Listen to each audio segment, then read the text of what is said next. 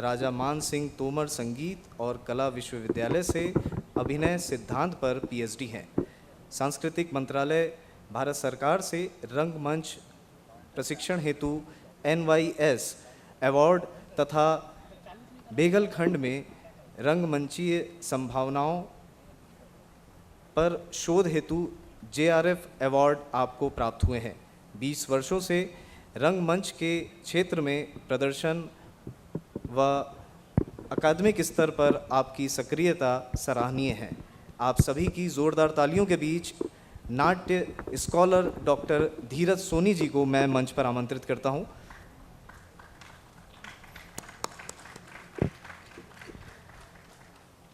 वरिष्ठ theatre practitioner, अभिनेता और नाट्य निर्देशक जिन्होंने लगभग 60 नाटकों का निर्देशन किया, जिसमें हिंदी, मराठी, बंगाली, छत्तीसगढ़ी फिल्में शामिल हैं। कई शॉर्ट फिल्म के निर्माता और निर्देशक भी हैं आप हैं श्री सुनील चिपड़े जी। आपने बच्चों और बड़ों की भी कार्यशालाएं संचालित व निर्देशित की हैं। खैरागढ़ संगीत विश्वविद्यालय से आप लोक संगीत के डिप्लोमा होल्डर श्री सुनील चिपड़े जी एक हिंदी फिल्म और 4 छत्तीसगढ़ी फिल्मों में अभिनय कर चुके हैं। कई कला और सांस्कृतिक संस्थाओं के सम्मान के साथ साथ आपको भारतीय जन नाट्य संघ रायगढ़ के राष्ट्रीय पुरस्कार से भी सम्मानित किया जा चुका है। इसके साथ ही आपको सम्मान मिला है शरद चंद्र वैरागकर स्मृति सम्मान से। आप सभी की तालियों के बीच श्री सुनील चिपड़े जी। रंगभूमि रायपुर के कलाकारों की प्रस्तुति आप आज देखने जा रहे हैं, जिसका नाट्य मंचन आज हो रहा है। इस कार्यक्रम के संचालक हैं UR रंगकर्मी आकाश गुप्ते जी, जिन्होंने वर्ष 2009 में अनुपम खेर एक्टर प्रिपेयर्स से एक्टिंग कोर्स कंप्लीट कर पिछले लगभग 10 वर्षों से अग्रज नाट्य दल के साथ जुड़कर रंग कार्य किया है। आपकी सराहनीय सक्रियता के लिए हम आपको बहुत बहुत धन्यवाद देते हैं। आप सबकी तालियों के बीच श्री आकाश गुप्ते जी। आइए इस कार्यक्रम को आगे अब आकाश गुप्ते जी और सुनील चिपड़े जी के साथ में डॉक्टर धीरज सोनी जी आप सबके बीच में हैं। आइए सुनते हैं।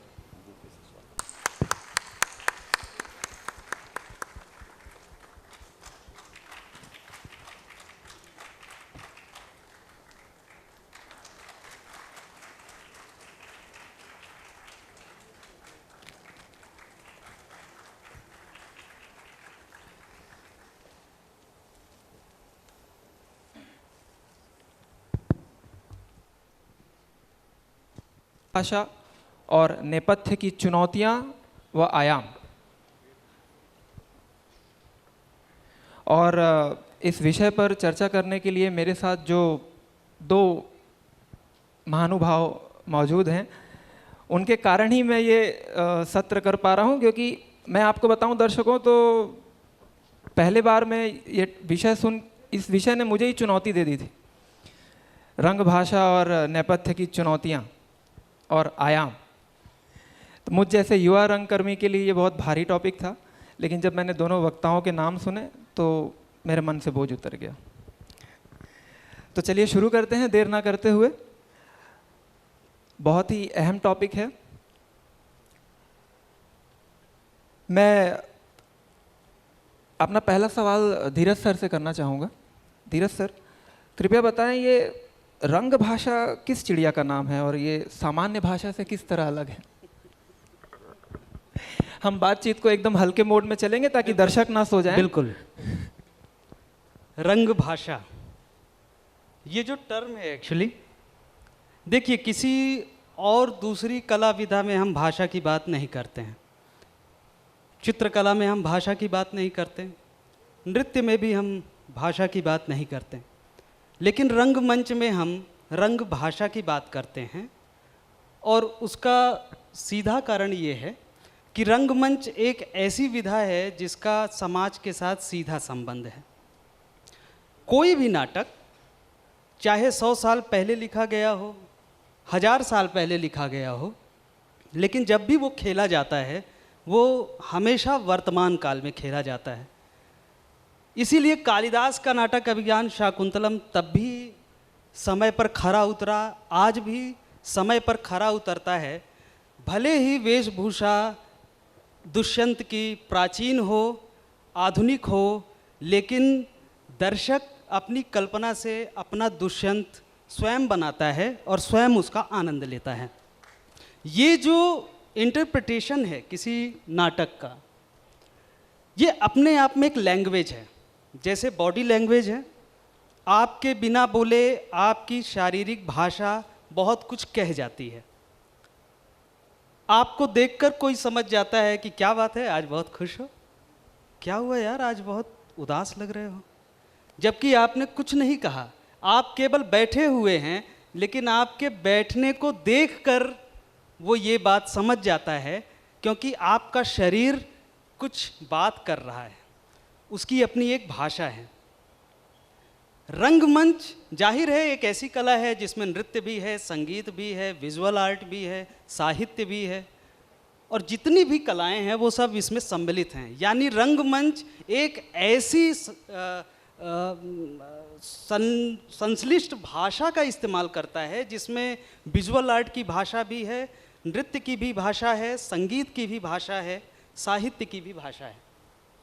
तो कुल मिलाकर रंग भाषा एक व्यावहारिक भाषा है जिसमें रंगकर्मी किसी कंटेंट को दर्शकों तक पहुंचाने के लिए, किसी भावना को दर्शकों तक कम्युनिकेट करने के लिए उस लैंग्वेज का इस्तेमाल करता है, और उस लैंग्वेज में है संवाद, उस लैंग्वेज में है चरित्रों के बीच होने वाले क्रिया और प्रतिक्रिया, जो शारीरिक भी हैं, वाचिक भी हैं, कॉस्ट्यूम, बजने वाला संगीत, मंच पर रखी हुई सारी चीज़ें, ये सारी जो एलिमेंट्स हैं वो मिलकर रंग भाषा का निर्माण करते हैं, और इसी रंग भाषा के थ्रू एक डायरेक्टर अपनी बात दर्शकों तक पहुंचाता है। अगर ये भाषा नहीं हुई तो निर्देशक अपनी बात दर्शकों तक नहीं कह पाएगा। पिछले 2 दिनों के नाटकों में आपने यही देखा, चाहे वो निर्देशक भरत वेद जी के नाटक हो या शैलेंद्र मणि कुशवाहा के नाटक हो, भरत वेद जी जो कहना चाहते हैं उसके लिए उन्होंने रंग भाषा का इस्तेमाल किया। अभिनेता जो कुछ भी रंगमंच पर कर रहे हैं, ये भरत वेद जी की रंग भाषा है, ये उनकी अपनी रंग भाषा है। हर डायरेक्टर की अपनी एक अलग रंग भाषा होती है। मेरे ख्याल से मैं रंग भाषा के बहुत करीब पहुंच पाया हूं। जी सर, बिल्कुल। एक बार तालियां ज़रूर हो जाएं, बहुत अच्छे से सर ने एक्सप्लेन किया है। सर, मेरे मन में एक सवाल उभर कर आया जब आप बोल रहे थे, तो क्या रंग भाषा पूर्व निर्धारित होती है, या ये नाटककार तय करता है कि रंग भाषा इस तरीके की होनी चाहिए, या ये निर्देशक तय करता है कि रंग भाषा कैसी होनी चाहिए? देखिए, रंग भाषा की बात जो है वो निर्देशक के साथ शुरू होती है। नाटककार जो लिख रहा है उसने एक स्क्रिप्ट लिखी, उस स्क्रिप्ट में जो भी कैरेक्टर है वो नाटककार की अपनी कल्पना का कैरेक्टर है। अगर नाटककार स्वयं उस नाटक को खेलता है दर्शकों के साथ, दर्शकों के लिए, अभिनेताओं के साथ, तो वो अपने कल्पना में जिस चरित्र को लेकर नाटक लिखा गया उसी चरित्र को मंच पर क्रिएट करने के लिए उस रंग भाषा का इस्तेमाल करेगा। ठीक है। लेकिन अगर उस नाटक को कोई दूसरा निर्देशक खेलना चाह रहा है तो वही चरित्र जो अभी नाटककार का था वो चरित्र अब निर्देशक का होगा। तो अगर मैं कालिदास के अभिज्ञान शाकुंतलम को आज 2025 में खेलना चाह रहा हूँ तो फिर आज दुष्यंत में जो वो कैरेक्टराइजेशन होगा वो कहीं ना कहीं आज की सोसाइटी से जुड़ा होगा, और इसीलिए मेरी रंग भाषा अलग हो जाएगी, कालिदास की रंग भाषा अलग रही होगी। उन्होंने नाट्यशास्त्र की शैली में उस नाटक को खेला, मैं आज की शैली में उस नाटक को खेलूँगा, और ये मेरी अपनी भाषा होगी। तो कुल मिलाकर रंग भाषा पूर्व निर्धारित तो होती है, लेकिन मंच पर जब निर्देशक उसे क्रिएट करता है तो बहुत कुछ परिवर्तित हो जाता है। आलेख कभी कभी मंच पर प्रदर्शित होते हुए एक अलग रूप ले लेता है, कलेवर, जहाँ पर बहुत सारी चीज़ें दर्शक अपना परसेप्शन ढूंढता है। जैसे एक एग्जाम्पल मैं लेना चाहूँगा। हम ग्लोबल राजा कर रहे थे और उसमें एक डायलॉग है जिसमें राजा कहता है, मंत्री तुम मूर्ख हो, हाओ, तुम गधे हो, हाओ, तुम पाजी हो, हाओ, मगर क्यों? क्योंकि मैं आपका मंत्री हूँ राजा जी। ये संवाद था। हमने इसे पंजाब में खेला, चंडीगढ़ में, और उस समय आम आदमी पार्टी का प्रचार चल रहा था। तो इस आप को, जिसमें कुछ नहीं है, इससे पहले हमने कई शो इसके किए, लेकिन इस आप पर वो पंच नहीं आया। लेकिन उस शो में, क्योंकि मैं आपका मंत्री हूँ राजा जी, वाह क्या लाफ्टर लिया। तो ऑडियंस अपनी जगह अपना इंटरटेनमेंट, अपना परसेप्शन ढूंढती है, क्योंकि वो अपना कैरेक्टर बनाती है, और ये रंग भाषा की ताकत है। तो एक ही समय पर एक नाटककार ने कुछ और सोचकर लिखा, निर्देशक ने कुछ और इंटरप्रिटेशन के साथ उसको खेला, लेकिन सामने बैठा हर एक ऑडियंस अपने अपने तरह से उस नाटक को कंसीव कर रहा है, उसका एंजॉय कर रहा है। ये रंग भाषा की ताकत है जो पूर्व निर्धारित नहीं है। कोई भी दर्शक पूर्व निर्धारित दृष्टिकोण के साथ नाटक देखने नहीं आता। निर्देशक पूर्व निर्धारित दृष्टिकोण के साथ नाटक खेलने की शुरुआत नहीं करता। अभिनेता भी पूर्व निर्धारित दृष्टिकोण के साथ किसी नाटक को अंत तक नहीं लेके जाता। जो भी नाटक से जुड़े होंगे उनका अनुभव होगा, पहले दिन की स्क्रिप्ट रीडिंग और आखिरी शो, उस अनुभव को आप फिर से एक बार रिकॉल कीजिए। आप पाएंगे कि पहले दिन उसकी व्याख्या और मंच पर उसे खेले जाने के बाद उसकी व्याख्या बिल्कुल अलग थी। शुक्रिया सर। मैं सुनील सर की तरफ अब रुख करना चाहूँगा। ये तो धीरज सर ने जो बात की संवाद अदायगी और कैसे निर्देशक अपने तरीके से रंग भाषा का चयन करता है कि उसे कैसे रखना है। मौन का क्या कॉन्सेप्ट है, क्योंकि संवाद करना एक अलग चीज़ है, लेकिन अभिनेता का मौन भी एक संप्रेषण करता है, संवाद दर्शकों तक पहुंचता है। तो मौन का क्या कॉन्सेप्ट है, क्या ये भी रंग भाषा का हिस्सा हम कह सकते हैं? हाँ बिल्कुल बिल्कुल। जैसे थोड़ा धीरज जी की बात को जोड़ते हुए शुरू कर रहा हूँ। जैसे इन्होंने कहा कि हाँ लिखा हुआ चीज़ जो है अलग अलग तरीके से आता है, तो वही लिखा हुआ ड्राफ्ट है हमारे पास, लेकिन उसको जब हम प्रोड्यूस करते हैं स्टेज पर, तो वो लिखा हुआ यहाँ से वहाँ तक जो डिलीवर होता है वही रंग भाषा है। वो बहुत सारे एलिमेंट के साथ वहाँ तक पहुँचती है वो। और मतलब आम दर्शकों के लिए बहुत सीधे तौर पर यदि अपन उसको समझें तो सिनेमा में जब हम देखते हैं तो उसको कहते हैं, सिनेमा में भी एक स्क्रिप्ट होती है, लेकिन जब वो बनता है तो हम वो कहते हैं कि वो सिनेमैटिकली बनी है, मतलब सब चीज़ सिनेमैटिकली है, दृश्य रचना के साथ है। सेम चीज़ थिएटर में थिएट्रिकली है। तो वो हम सीन दर सीन उसके थिएटर के कंपोजिशंस और सीन्स तय करते हैं, और उसकी ब्लॉकिंग तय करते हैं, उसके सिंबॉलिज्म तय करते हैं। वो एक तो चीज़ हुई। और जैसा धीरज सर ने कहा कि बहुत सारी चीज़ें हैं, उसमें बहुत सारे आयाम हैं, जॉनर्स हैं। उसी तरह से नाटक में कुछ छोटा सा बज जाना भी संवाद है, और कुछ नहीं बजना, मौन होना भी संवाद है। तो एक नाटक का जिक्र करूंगा मैं।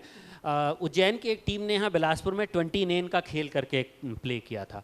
वो उसमें एक संदर्भ ये था कि बहुत सारा एक घर में कोई एक बाहर का एक व्यक्ति आया है, वो बड़ा चपल है और सबको अपने कब्जे में ले रहा है, सबकी सोच को अपने कब्जे में ले रहा है। कोई सोच रहा है कि ये लेफ्टिस्ट है, कोई सोच रहा है राइटिस्ट है, अलग अलग तरीके से लोग सोच रहे हैं। और अचानक सबको घर के भीतर ये पता लग जाता है कि अरे ये हमारे ऊपर हावी है, ये हमारे घर को तोड़ रहा है कि क्या कर रहा है। मतलब सब लोग अचानक उस पर शंका करने लगते हैं। तभी उस कैरेक्टर की एंट्री होती है, और वो कैरेक्टर बड़ा मस्तमौला है। अचानक वो आता है और चट चट करके वहाँ पर अपनी चप्पलें उतारता है ऐसे करके, और पलट के खड़े होता है। तो उसकी चप्पल का चट चट करके उतारना एकदम से पूरे घर को ऐसे कर देता है। मतलब वो टेंस इतना क्रिएट हो जाता है वहाँ पर उसको लेकर के कि ये क्या करने आया हमारे घर के भीतर, महीने भर से रह रहा है। वो चप्पल की आवाज़ उसके बाद उसकी हुकार, और उसके बाद 20-30 सेकंड तक का पॉज। वो जिस तरीके से ऑडियंस तक कम्युनिकेट होता है, वहाँ कोई शब्द काम नहीं करते, लेकिन लोगों को समझ में आ जाता है कि अब ये एक कहानी का एक बड़ा ट्विस्ट है, एक बड़ा ब्रेक है, एक पीक है। तो इस तरह से वो मौन भी जाता है। और बहुत सारे नाटकों में अलग अलग तरीके से, एक छोटा सा उदाहरण था, लेकिन बहुत सारे तरीक़ों से बहुत सारे समय पर अलग अलग तरीके से जाता है। कल का नाटक जब हम सोचते हैं तो जो चीज़ें हो रही थी यहाँ पर, छोटा भाई और बड़ा भाई बैठा है, उस बीच अचानक बड़ा भाई छोटे भाई की तरफ मुड़ता है और छोटा भाई छट से अपना सर नीचे कर लेता है। कुछ कह नहीं रहे हैं वो लोग, लेकिन अपनी बॉडी लैंग्वेज से, उस मौन से बहुत कुछ डिलीवर कर रहे हैं। तो यही डिलीवर होना ऑडियंस तक रंग भाषा, और मौन भी उसमें शामिल है। बहुत अच्छे तरीके से सर ने एक्सप्लेन किया। एक बार प्लीज़ ज़ोरदार तालियां सर के लिए। जितने भी थिएटर के स्टूडेंट हैं या थिएटर एंथुजियास्ट हैं, उन सब के लिए एक मास्टर क्लास की तरह है ये चर्चा सत्र। और सर कृपया बताएं ये नेपथ्य क्या है और इसका क्या महत्व है नाटक में, नेपथ्य का? बिना नेपथ्य के तो नाटक ही नहीं है, क्योंकि हम जो ऑन स्टेज देखते हैं वो बहुत, मतलब वो 40% मामला है, और सबसे बड़ा रोल पीछे का है। चाहे उसमें डायरेक्टर हो, चाहे टेक्नीशियंस हो, चाहे आपके को आर्टिस्ट भी जब आपका नेपथ्य संभालते रहते हैं, वो है। उसके बिना नाटक संभव नहीं है, और पूरा का पूरा नेपथ्य उसकी रंग भाषा में शामिल है। जैसे अभी जो उद्घाटन समारोह हुआ, उसकी रंग भाषा अलग तरीके से, तो उसकी चेयर का अरेंजमेंट अलग तरीके से था। तो वो लोग, सब लोग इस तरह से बैठे थे, और अचानक कुछ लोग आए और उन्होंने इन कुर्सियों को अलग तरीके से अरेंज कर दिया, क्योंकि दूसरे सेशन का कॉन्सेप्ट कुछ और था। तो वो ये जो नेपथ्य ने आकर के ये अरेंजमेंट किया, ये अरेंजमेंट भी अपनी तरह की एक रंग भाषा है, जो बता रही है कि हाँ, 3 लोगों की चर्चा होनी है। और पहली वो लाइन कुछ और कह रही थी। इस तरीके से नेपथ्य के लोग बहुत कुछ तय करते हैं, बहुत सारी बातें तय करते हैं, क्योंकि पीछे आपका कॉस्ट्यूम से लेकर के, मेकअप डिपार्टमेंट से लेकर के छोटी छोटी तकनीकी चीज़ें होती है कि किसी आर्टिस्ट को वहाँ से एंट्री लेना है और यहाँ पे एक संवाद बोल करके अचानक उस 10 सेकंड में वहाँ बहुत सारी चीज़ें चेंज करके आना है। तो वो जो उसको 10 सेकंड में फिर से वहाँ से एंट्री लेनी है, लेकिन उस 10 सेकंड में से 5 सेकंड 7 सेकंड उसको इतने घूम करके यहाँ पे आने हैं, और ड्रेस चेंज है। तब वहाँ पे खड़ा एक आदमी शर्ट लेकर के खड़ा होता है, वो सीधा अपना शर्ट उतार के फेंकता है और ऐसे करके हाथ डालता है, बटन लगाते जाता है, दूसरा आदमी कुछ और उसके सर पे रख देता है। ये यहाँ से इधर तक ट्रैवल करते करते वो उसका कैरेक्टर चेंज हो जाता है।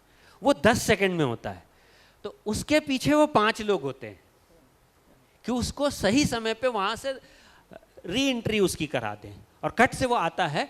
तो ये जो मैजिक क्रिएट होता है ऑडियंस में कि अभी तो ये एक लाइन बोल करके यहाँ से गया है और 10 सेकंड में उसने इतने सारे चेंज के साथ उसने एंट्री ली।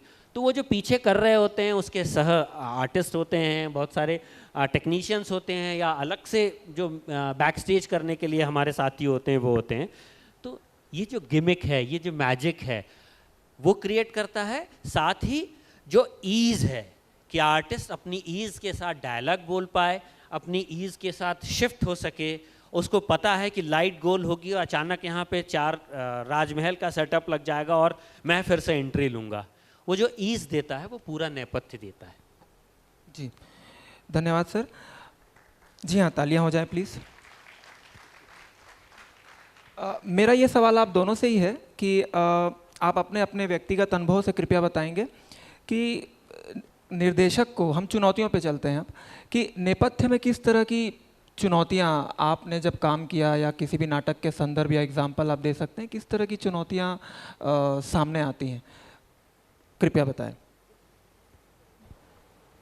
नेपथ्य में किस तरह की चुनौतियाँ सामने आती हैं? देखिए, हम परिकल्पना तो कर लेते हैं, लेकिन रंगमंच जो है उसमें इतना बजट तो हमारे पास होता नहीं है कि हम अपनी परिकल्पना के अनुसार चीज़ों को क्रिएट कर सकें, पहली बात। खासकर हम जिस जगह पर काम कर रहे हैं, तो कभी कभार हमें आसपास के समाज में 24 घंटे अपनी नज़र दौड़ा कर रखनी पड़ती है। अब मुझे ज़रूरत है एक कैरेक्टर के लिए एक अच्छे कोट की। वो कोट मैं खरीद नहीं सकता क्योंकि रंगमंच में उस तरीके का बजट नहीं होता, हमें बहुत सारी चीज़ें देखनी होती हैं। लेकिन मेरी निगाह में वो कोट कहीं ना कहीं मैंने देखा है किसी के पास अपने आसपास, और फिर मैं वहाँ पहुँच जाता हूँ और मैं उस कोट को अपने नाटक में इस्तेमाल करता हूँ। कोई भी ऑडियंस ये क्वेश्चन नहीं करेगा कि ये कोट कहाँ से लाया गया, क्यों लाया गया, मैंने वहाँ देखा था या वहाँ देखा था, जबकि किसी ना किसी को पता होगा ये कोट किसका है, लेकिन कोई ऑब्जेक्शन नहीं होता क्योंकि सब कुछ एक्सेप्टेबल है। और मंच पर जो दिख रहा है हम सब कुछ भूल जाते हैं। हम शुरुआत में ही केवल कॉस्ट्यूम देखते हैं, सेट देखते हैं, स्टेज देखते हैं, लाइट देखते हैं, लेकिन जैसे जैसे नाटक आगे बढ़ता है हम ये सब कुछ भूल जाते हैं। हम केवल अनुभूत करते हैं भावों को, फिर सारी चीज़ें भूल जाते हैं। ये रंगमंच की ताकत है। नेपथ्य कुछ हद तक अपनी भूमिका का निर्वाह करता है एक्सेप्टेबल बनाने के लिए। अगर मैं राजा हूँ तो राजा जैसा जब तक नहीं दिखूंगा तब तक मुझे एक्सेप्ट नहीं किया जाएगा। नेपथ्य मुझे राजा बनने के काबिल बनाता है और उसके बाद का काम रंग भाषा पूरा कर देती है। ज़रूर सर, तालियां लेते रहेंगे प्लीज़। सर आप कृपया बताएंगे आपके अनुभव क्या रहे हैं, क्या चुनौतियां आपको जहाँ सामने मिली? तक चुनौतियों की बात है, दरअसल सभी उससे जूझते हैं। सबसे मुख्य बात तो बैक स्टेज में लोगों का नहीं होना। मतलब कई बार बामुश्किल आर्टिस्ट इकट्ठा हो पाते हैं तो पीछे काम करने वाला व्यक्ति ही नहीं होता। दूसरी बात, पीछे काम करने वाला अचानक बहुत सारे व्यक्ति आ भी जाते हैं तो वो ट्रेंड नहीं होते, क्योंकि अभी तक एक्टर को ट्रेनिंग देने की चीज़ें तो होती है पर बैक स्टेज की ट्रेनिंग कहीं नहीं होती। और कई बार निर्देशक, चाहे वो मैं भी हो सकता हूँ, वो परसेप्शन नहीं दे पाता पीछे के लोगों को, तो वो जो चुनौती होती है वो बहुत खतरनाक तरीके से सामने आती है चलते प्ले में। बिल्कुल, मैं इसमें एक चीज़ ऐड करना चाहूँगा। बैक स्टेज की सबसे बड़ी चुनौती है ट्रेनिंग। हमें ट्रेनिंग चाहिए, कॉस्ट्यूम कैसे करना है, कैसे मेकअप करना है, कैसे हमें प्रॉप्स क्रिएट करने हैं। रंगमंच में जुड़ा हर एक सदस्य जो है अगर उस ट्रेनिंग से होकर गुजरेगा तो हमेशा रंगमंच में नेपथ्य की भूमिका बनी रहेगी। रंगमंच कभी नेपथ्य के कारण या मेकअप के कारण या कॉस्ट्यूम के कारण रुकेगा नहीं। और ये सिखाने की भी चीज़ नहीं होती, ये खुद ब खुद सीख जाने की चीज़ होती है। तालीम जिसे हम कहते हैं कि एक जिसके अंदर इंटरेस्ट है रंगमंच करने का, वो रंगमंच की संस्था के साथ जुड़ता है, सिखाया नहीं जाता, वो खुद ब खुद सीख जाता है। क्योंकि मुझे मेकअप करना है, उसे वो चीज़ खींचती है और वो खुद ब खुद सीख जाता है। तो ये एक फॉर्मल ट्रेनिंग के प्रोसेस से रंगमंच गुजरता नहीं, आप उसको गुजार भी नहीं सकते हैं। अदरवाइज इंस्टीट्यूट से सीखने के बाद जब मैं लोकल लेवल पे आऊँगा और मैं उस स्ट्रगल के साथ थिएटर करना शुरू करूँगा तो हो सकता है कि मैं स्किप कर दूँ, हो सकता है कि मैं उस संसाधन की खोज में मुंबई निकल जाऊँ या दिल्ली निकल जाऊँ कि मैं जिस तरीके का सेट करना चाहता था, जिस तरीके का बैक स्टेज वर्क करना चाह रहा था, वो मुझे शहर में नहीं मिल रहा है और मैं मुंबई महानगर की तरफ भागूंगा। एकदम। और मतलब जो बात आप कह रहे हैं कि उसमें चाहे नया एक्टर हो चाहे पुराना एक्टर हो, मतलब कई बार ऑन स्टेज सीनियर जूनियर होता है, ये सीनियर एक्टर ये जूनियर एक्टर है। नेपथ्य में कुछ सीनियर जूनियर नहीं होता। नेपथ्य में झाड़ू सबको लगानी है, नेपथ्य में उतरी हुई शॉल सबको घड़ी करनी है, नेपथ्य में सबका कुर्ता सबको समेटना है। तो वहाँ सीनियरिटी जूनियरिटी कचरे के डिब्बे में जाती है, तो वो उसको वहीं डाल देना चाहिए एक्चुअली में, तो वो कुछ नहीं होता।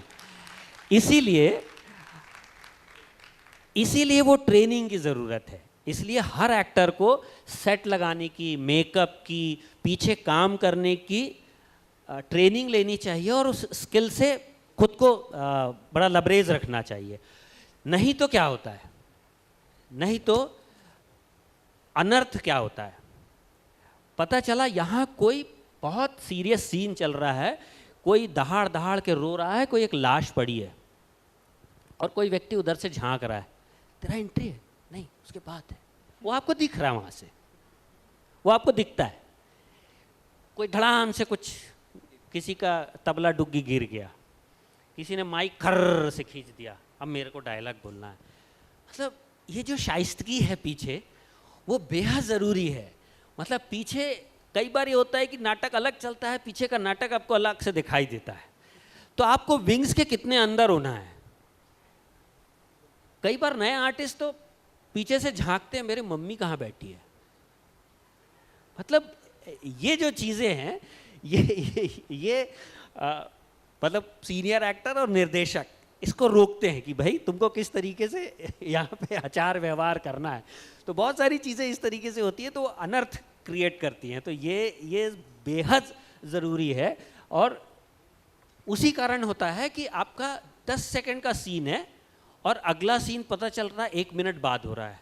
10 सेकंड का सीन था, लाइट ऑन हुई, सीन में कुछ हुआ और अचानक लाइट ऑफ हुई और अगला सीन में पिछले तबला डुग्गी बजे रहा है, डुकुर डुकुर डुकुर डुकुर, यहाँ पे कुछ चल ही रहा है, कोई ला ही रहा है। किसी ने गलत कुर्सी रख दिया, फिर उसने बोला नहीं लाल नहीं पीली रखनी थी, फिर वो छोड़ के आया, फिर पीली वाली आई, किसी को लगा नहीं पीछे तो कुछ लगना था।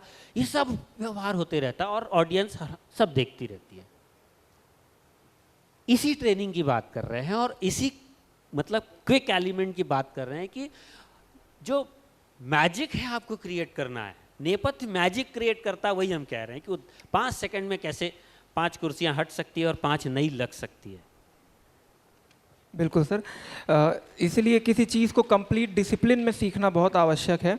मैंने ये ऑब्ज़र्व किया है कि ज़्यादातर जितने भी युवा किसी बड़े एक्टर का इंटरव्यू सुन लेते हैं कि मैंने 15 साल थिएटर किया या 20 साल थिएटर किया, तो वो भी थिएटर में आ जाते हैं, सोचते हैं ये तरीका है, अच्छा इसमें इससे मैं भी उस तरफ पहुंच सकता हूं। लेकिन उनको सिर्फ मंच पर होना है, उनको सिर्फ लाइट के नीचे होना है, लाइमलाइट में होना है, उनको पीछे नेपथ्य से कोई मतलब नहीं है, उनको ना झाड़ू लगानी है ना शॉल घड़ी करनी है, वो उनका माइंडसेट गलत है।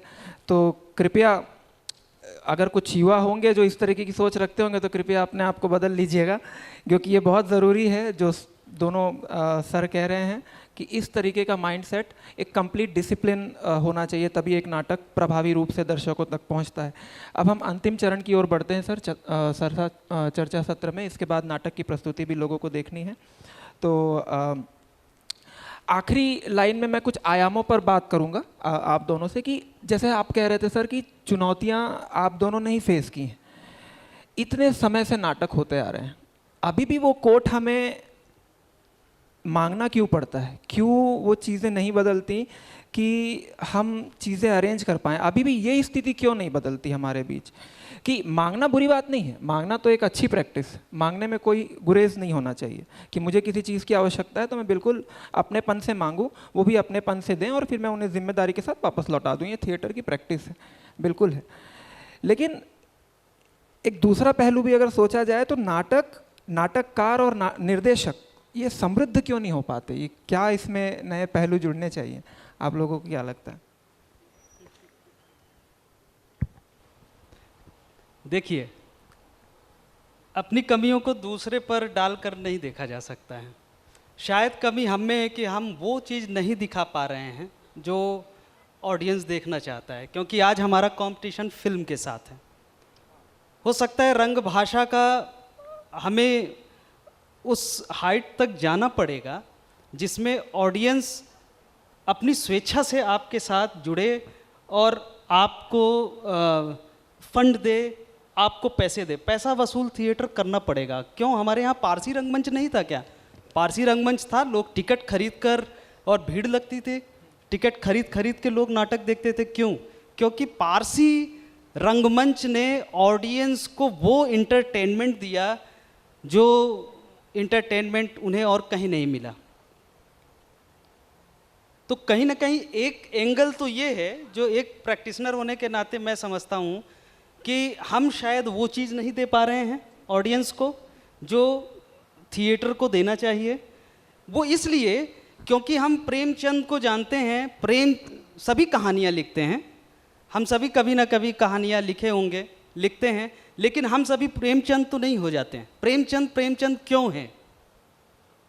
सबसे बड़ा सवाल, क्यों? क्या चीज़ है जो उन्हें कथा सम्राट बनाती है?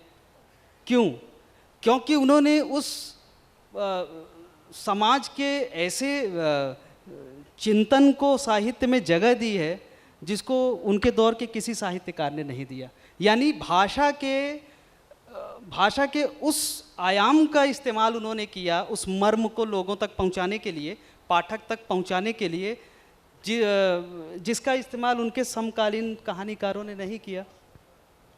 उस मर्म को कम्युनिकेट करने के लिए भाषा के सबसे सटीक रूप का इस्तेमाल प्रेमचंद ने किया, इसलिए प्रेमचंद प्रेमचंद हैं, इसलिए वो कथा सम्राट हैं।